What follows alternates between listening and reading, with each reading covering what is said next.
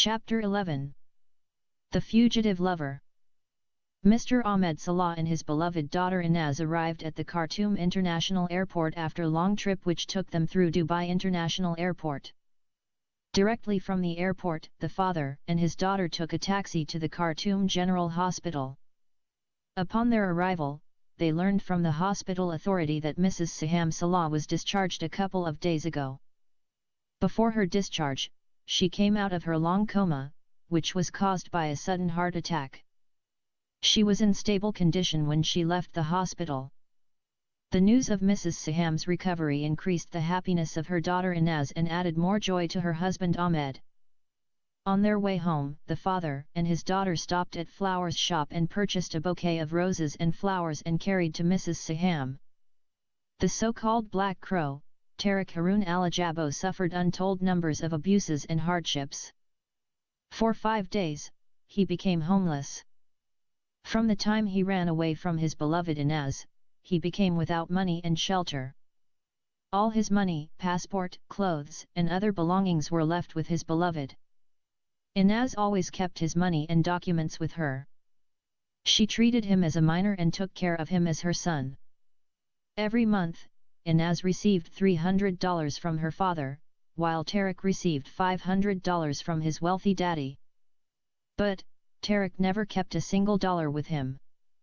The average Sudanese student needed a couple of $100 to live comfortably in India. Some Sudanese students get only $100 from their families. $200 equal 14,000 Indian rupees. A professor at the Pune University might receive as a monthly salary between 15 to 20,000 rupees. Imagine how someone like Tariq could live a luxurious life with $500 per month, which equivalent to 35,000 Indian rupees. Nonetheless, for 5 days, the fugitive lover remained without food and shelter. He slept in the Pune railway station. He had to beg people for food. Finally, Tariq sold his watch with very little money. With that little cash, the persecuted lover contacted his family in Khartoum. While weeping and shedding hot tears, Tariq narrated to his mom what had happened to Inaz and him in India. His mother told him that his daddy was away in business trip in Japan. She then immediately rushed to the bank and transferred $10,000 to her beloved son. She instructed him to purchase air ticket and return to Sudan as soon as possible. The Bank of India refused to allow Tariq Harun Al-Ajabo to have access to his fund without proof of his identity. He was asked to show either his passport or school card. Since his passport with his badly battered beloved it became out of his reach. Tariq returned to his school and reported the loss of his student card. Luckily, the school reissued his student card without asking for proof of loss. With 7 lakhs of Indian rupees, Tariq could buy an entire motel. Yesterday, the runaway lover was begging for a couple of rupees to buy a sandwich to quench his hunger, and today, he had 700,000 Indian rupees. Last night, the fugitive lover was sleeping in a hard bench in the crowded Pune railway station among the homeless beggars and mischievous and raggedly clothed street urchins, but today, he was spending his night in a comfortable bed in a luxurious hotel's room. Although he had forsaken his beloved and run away, Tariq had never forgotten Inaz. After 2 days, he went to the Pune police and gave his statement. He denied that he had married Inaz and also lied to the police by falsely claiming to be a gay and had a male lover. Tariq had no money to purchase a local newspaper and therefore remained in dark concerning the developments of the police case of his beloved and her father. For 5 days, he shed hot tears thinking that Inaz was viciously and brutally murdered by her father because she married someone like him. He also blamed himself for not protecting Inaz when her father assaulted her. He knew he would always live with the guilt of causing the untimely death of the girl who gave him the happiest days of his life. After receiving the money, Tariq decided to quit his study in India and return to Sudan. But he had no passport. For him to get a new passport, he must travel to New Delhi and apply for reissuing of his passport at the Sudanese embassy. Accordingly, the persecuted lover bought an air ticket and flew to New Delhi. It was in the mid-air between Pune and the capital of India, that Tariq saw in the newspaper the photos of his beloved and her daddy. With joy knew no limit, the fugitive lover read in the Times of India that Inaz was still alive, and she and her father got reconciled, and they were in their way to Sudan. Chapter 12. The Suitable Partner. Finding an ideal life partner is the product of chance, the proper mindset, and a healthy dose of positive energy. The relationship you can cultivate from an ideal partner can make life itself more meaningful, and more fun. But, you must be ready for the twist of fate that might bring you and your ideal partner together by focusing on what makes you feel comfortable, confident, and content in your own life. So, Inaz Ahmed Salah at last had married her handsome and highly educated cousin, Osama Hashim Salah, after 1 year from the time she quitted her medical study in India and returned to Sudan. When her ideal marriage was conducted, her fiancé was working in the Kingdom of Saudi Arabia. The handsome and highly educated Osama was holding a good position in a company at Riyadh City. He was a senior accountant.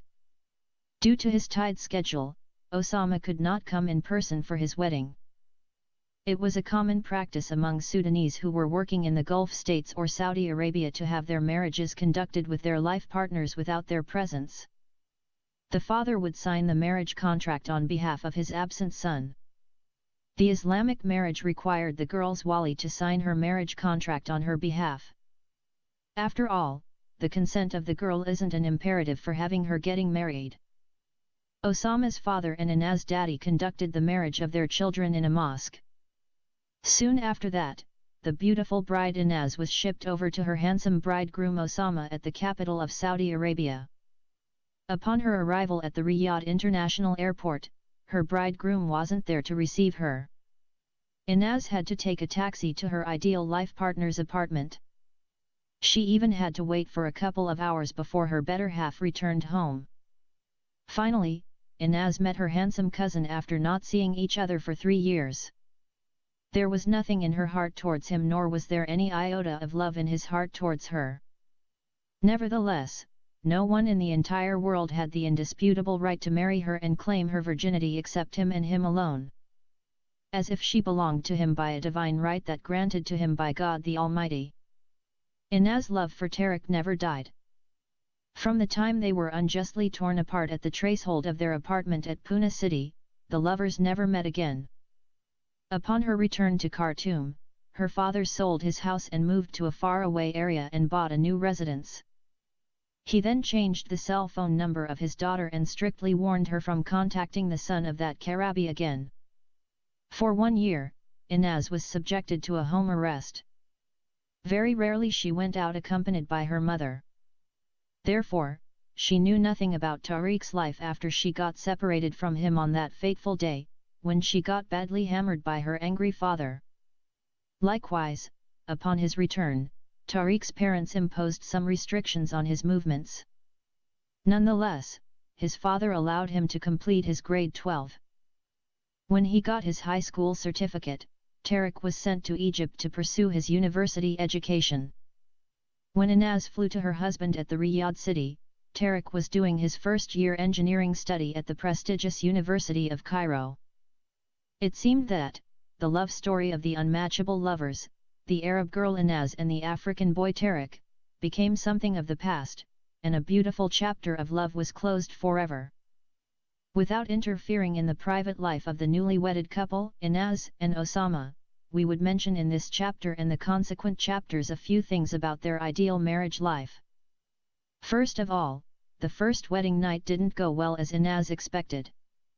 Her husband claimed to be damned tired and hence fell asleep without consummating the marriage. His excuses of not able to take his lovely bride to bed and enjoy her sexy body worked for a few days before Inaz became alarmed. Chapter 13. The Sexual Partner.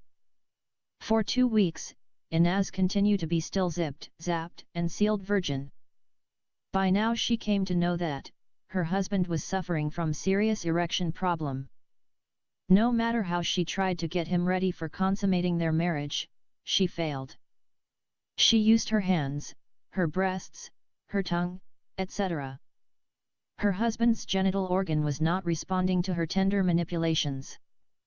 She tried and tried to stimulate him, but it was as if her husband could not feel her hands or mouth. Inaz reluctantly accepted her husband's suggestion to try porn videos.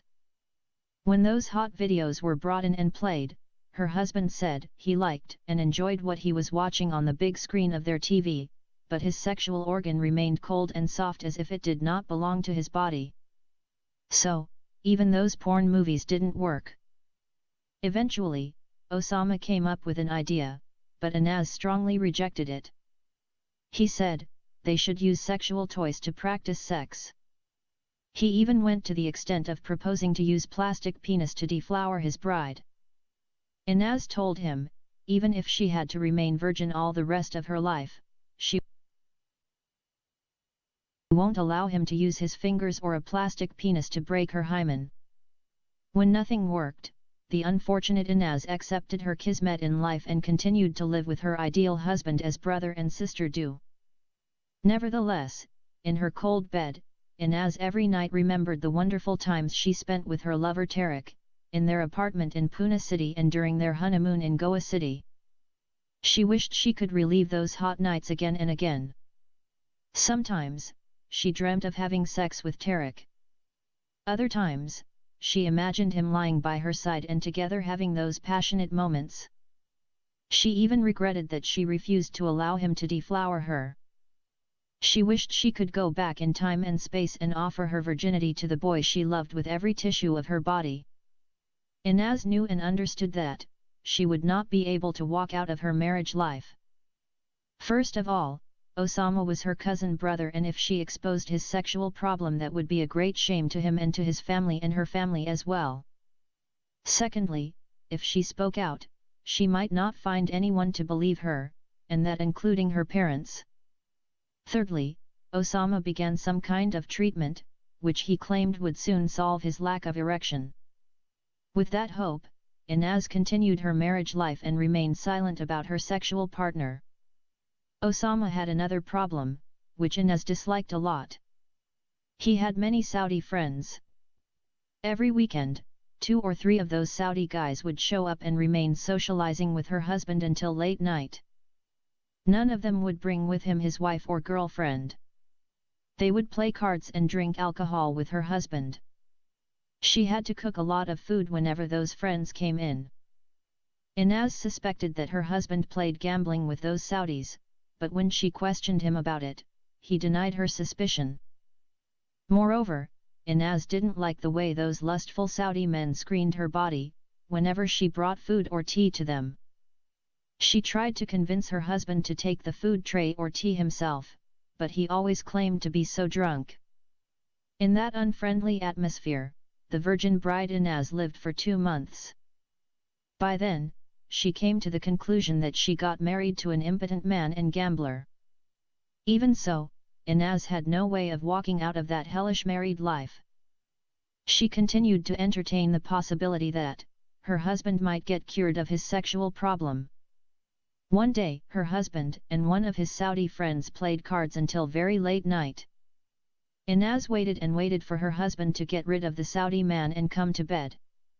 When fatigue and sleep overcame her, she switched off the light and fell in an uneasy sleep. Her sleep was soon interrupted by unusual noise in the living room. She woke up with a startle. She didn't find her husband beside her in bed. She became a bit worried because every light was switched off. She came out of her bedroom and headed towards the living room where that unusual noise was still going on. Inaz entered the living room and switched the light on. She was frozen in her place when she saw her husband and the Saudi man were bare naked and having sex. The Saudi man was sodomizing her husband. At first, Osama tried to justify his improper behavior by saying that the 2 friends drank too much and therefore they didn't know what they were doing. Nonetheless, Inaz refused to believe his words. When she threatened to inform her father and his father, Osama pleaded guilty. He confessed that he was a gay and could do nothing about it. He claimed that he was born a gay. He further said that he had more feminine hormones than male hormones in his body. For that reason, from early age he had sexual desire for men. He even admitted that the Saudi guy was his male lover. Upon hearing the incredible confession of her husband, Inaz cried the whole day and throughout the night and didn't eat food or drink water for 2 days. Somehow, her husband was able to bring her out of her deep sorrow, when he agreed to give her a divorce.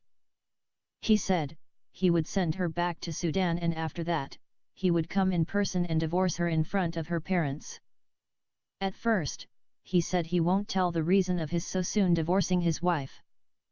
Inaz threatened to expose him if he tried to hide his improper behavior in Saudi Arabia. Reluctantly, the gay husband agreed to tell only Inaz's father about the reason for the quick breaking of their marriage. Chapter 14. The Male Lovers. When he was studying at the Khartoum University, Osama used to have multiple male sex partners. At that time, he tried to hide his sexual inclinations. He never admitted that he was a gay. Even when he was in school, he secretly used to entice some of his classmates and involve them in sex. Being a handsome boy, he used his beauty to attract the same sex. In a male-dominated society as Sudan where there was strict segregation between boys and girls, Osama didn't find it difficult to find boys interested to have sex with him. Nevertheless, being a gay in a Muslim country like Sudan was a huge social stigma. Being a gay was not only a mark of shame, but a crime punishable by the law. Because of that, no one in a Muslim country would publicly admit that he was a gay. He would be expected by the society to be like any other boy and get married. Accordingly, when Osama was chosen by Inaz's parents as a future husband to their daughter, he didn't object or refuse the proposal. Inaz was 20 years old and he was 30. When they got engaged to each other, Osama knew that Inaz was going to India to do her medical study. She might need 5 to 6 years to finish her education. The long time would be an excuse for him to prolong the period of their engagement. Moreover, Osama expected that Inaz might find a boyfriend in India and hence rebel against the decision of her parents and marry her lover. So, that would save him the trouble of marrying a girl. Osama had never expected that Inaz would return so soon and get married to him. When he was asked to come for his wedding, he made excuses and tried to convince his parents to postpone the marriage for a few years. Nonetheless, Inaz's father insisted that the marriage should take place even without the presence of Osama. Before Inaz arrived at Riyadh, Osama had already found a male lover. Although gay marriage was not allowed in the Kingdom of Saudi Arabia, still Osama and his Saudi lover secretly conducted their marriage. Osama was the wife and his Saudi partner was the husband. A year had passed since the two lovers got married. Osama promised his husband an allegiance of a perpetual fidelity. Likewise, the Saudi gay promised his wife an everlasting devotion of loyalty. The lovers made their marriage vow by placing their right hands on their holy Quran. Osama didn't inform his husband that he was engaged to his cousin's sister. So, the arrival of Inaz created a serious problem for the two lovers. Somehow, Osama convinced his husband that he was still loyal to him and that soon he was going to get rid of Inaz. In actual fact, it was the Saudi man who convinced Osama to allow him to have sex with him in the house. He wanted Inaz to catch her husband red-handed with another guy and hence demand divorce. That night, the two gays purposely made loud noise while they're having sex in the living room. They wanted Inaz to hear them and come and catch them in the very act of making love. Their plan worked perfectly well. Inaz woke up from her sleep and caught the two lovers having sex in the living room. That night, Inaz came to know that her husband was a gay and had a Saudi lover. As they expected, Inaz became furious and demanded a divorce. Chapter 15. The Gambler. Besides being a gay and having a Saudi male lover, Inaz's husband had another bad habit. He was a notorious gambler. He was a gambling addict. He lost a lot of money through that vice. He had no savings. He had huge debts to pay. He was led to sell some of his stuff to feed that addiction. He even lost his car through gambling. Every month, he wasted his salary in gambling. When he had no money, he would gamble with anything and everything. Osama was associated with many Arab gamblers. Many of his bad friends were heavy drunkards. Some of them were notorious womanizers. Yet, others were homosexuals. Those were the bad friends, which Inez disliked. Nonetheless, her husband compelled her to serve them food, juice, tea, coffee, etc. She even had to prepare their shisha smoking. For those who were not in the know, shisha smoking, also called nargile, water pipe, hookah, or hubble bubble smoking, originates from the Middle East and certain areas of Asia, but has recently become more popular in the UK, especially with young people. Many of them would also like to smoke Sudanese bango. Bango may refer to cannabis, a type of marijuana, which was very popular in Sudan. So, Inez found herself living in a tavern rather than a house. On particular Thursday evening, Inez's husband had a huge gathering of those good-for-nothing Saudi men. Friday is the only official holiday in the Middle East and North Africa. Therefore, Thursday is the only weekend in that part of the world. That evening, Osama played cards with those Saudi thugs and got so drunk. When he finished all his money, one of those gamblers said to him, "I would gamble my car for your wife." The Saudi man said it as a joke. All other gamblers also considered it a silly joke.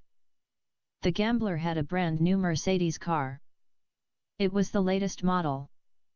Wherefore, Osama immediately accepted the bet. Inez's husband was now neither playing for pleasure nor profit, but he wanted to get the expensive brand new Mercedes-Benz car. A few months ago, he lost his car to the same man. It was a very tense moment for both gamblers. The other gamblers crossed their fingers and waited. The die is cast and the virgin bride was sold and bartered between a broker and a pimp. All the Saudi gamblers had an ironclad rule that even if a person would gamble by his house or wife, he had to abide by the rule of the game. So, Osama had to allow the winner to sleep with his wife. Even if the latter had to take the wife to bed by force, the former had to agree for his wife to be raped. The Saudi man who gambled with Osama and won his wife, was a short and very fat man and bald-headed. When he walked like a duck. His hands were short and swung around when he walked. He had a big stomach. He also had a large backside, just like that of a very fat woman. He was hulking, obese, whose stockinged legs shook with fatness. His name was Mohammed bin al-Shamari. That wicked Arab man had cast his eyes on Inez from the time he saw her. He was always lusting after her beauty and sexy body. Therefore, he wanted to get her by all means.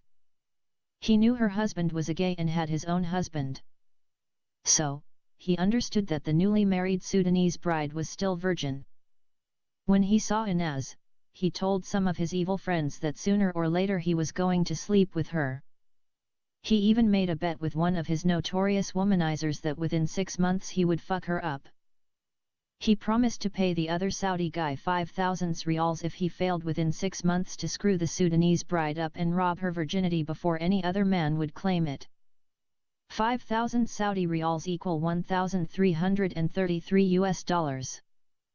Mohammed bin al-Shamari emptied 3 bottles of beer in his big stomach and stood up on his fat feet. He then began to walk like a wolf towards his unarmed and unaware prey. His eyes were reddened with alcohol and his huge body was burning with uncontrollable lust. Osama gave him the key of his bedroom. Inez always securely locked up her bedroom before she went to sleep.